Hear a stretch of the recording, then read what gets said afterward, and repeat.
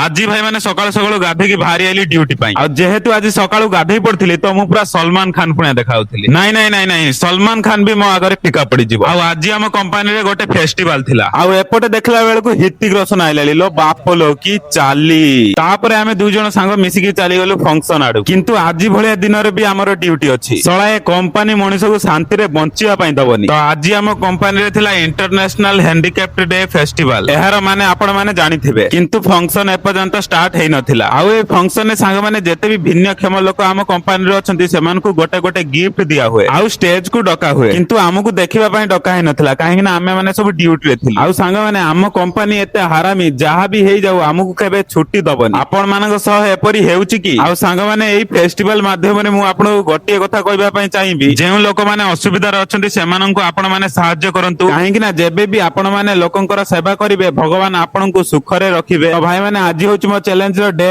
10। ଆଉ ଆପଣ ମାନଙ୍କର ସପୋର୍ଟ ମତେ ଟିକେ ଦରକାର। ଆଉ ମୋର ଆଶା ଅଛି ଆପଣ ମାନେ ମତେ ସପୋର୍ଟ କରିବେ। ତ ରହିଲି ସାଙ୍ଗମାନେ, ଜୟ ଜଗନ୍ନାଥ।